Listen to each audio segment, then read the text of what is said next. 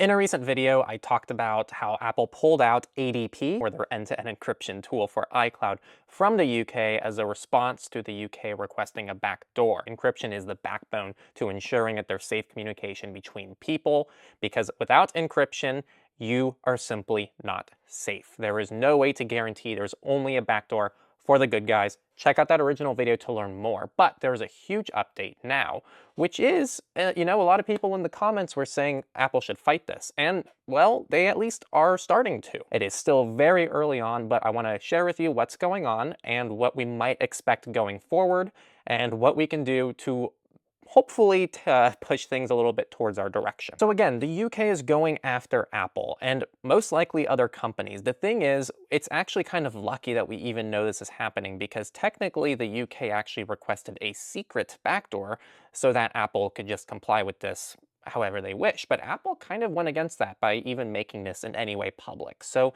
I would actually be wary of any end-to-end encrypted cloud provider based out of the UK based on what we've seen. The UK, of course, argues that a backdoor is necessary to keep people safe, and Apple, of course, comes forward and says that we can't keep all our users safe because we can't build a backdoor only for the good guys. And as we've seen in things like Salt Typhoon in the US, these are perfect examples of why there is no backdoor for only the good guys. If you break encryption, you are fundamentally breaking it for everybody. Apple has gone to the IPT, which is a specialized court for only reviewing legal complaints involving UK intelligence agencies, and they've said, we can't comply with this, and we don't want to comply with this, and we think it's an overreach. So they are legally challenging this, and they filed an appeal against the UK Home Office order from last month, which also aligns with their decision to withdraw ADP. So actually, what Apple has done is they didn't just withdraw ADP rather than build a backdoor, but they are now also appealing this and trying to take legal action against it. The cool thing is that as of right now, Apple is fighting for something that actually is very good for digital rights, which includes both privacy and security activists. So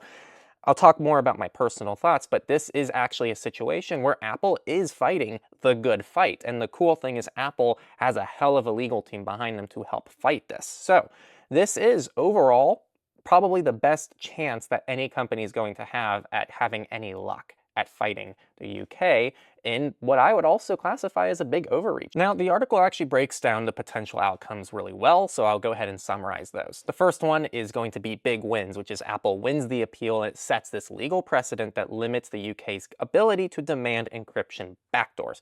This is the best case scenario. If you were a UK citizen, you should be calling your representatives and saying, hey, I don't even think it's wrong to say I'm not typically a big Apple fan, but I think that what you're doing actually will reduce the security and privacy of everybody, including your own supporters and even yourself.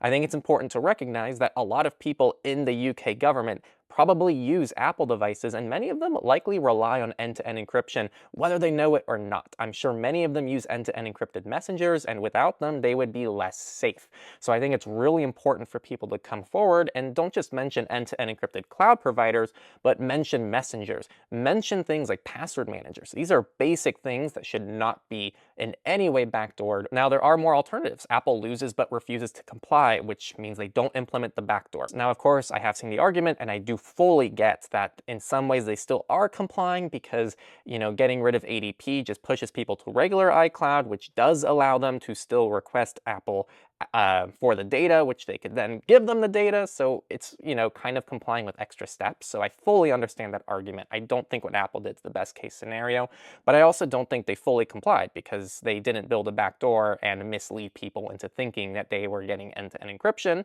when they weren't, which I think would be much more disastrous than what they've done because at least now people know. Now, really the worst case scenario here is if the UK just rejects it and Apple is forced to make a backdoor and they have to comply with it. And if this happens, this would be really bad. Other governments may come forward and want the same thing to happen, and they'll know that they can get away with it because Apple didn't win in one major country. Minor win for this is whether it's hard to know if this is because they truly believe in encryption or if it's because it's a US company.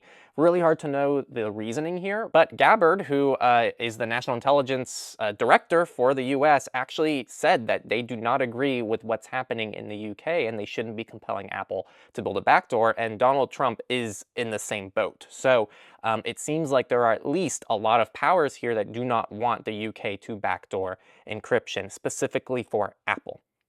Really hard to know, and I wish I knew if this was because Apple is a US company and they think that's overreach against a US company, which they see as an attack on the US, or if it's because they just love digital rights and they think that encryption is a human right. So let me know what you think down in the description. What do I think the outcome's going to be? I think it's always going to be messy. There's in the legal world, there's almost never like a clear winner. There's typically a lot of compromises, and there's a lot of things that happen that have winners and have losers both. And so I am patiently waiting to see what is going to happen here. In the meantime, there are still a lot of things that can move the needle, and a lot of you can be a part of that. So share this video, obviously talk to your politicians, call them, mail them, do whatever you can to spread the message, because this is all really important stuff that could literally be a domino for potentially encryption going out the window in the rest of the world. I want to really outline something. I saw so many people in the comments tell me, oh, this is why I stopped buying Apple, or blah, blah, blah. Yeah, screw Apple.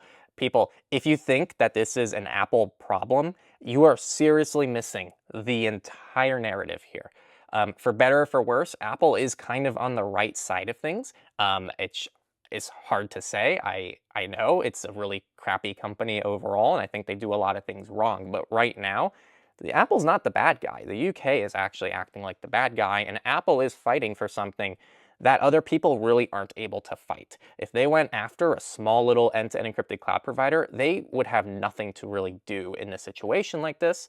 Or if they do, and they try to follow what Apple's doing, they have a lot less of a chance of actually winning. And I said this in the last video, and I'll repeat it again. This is about encryption.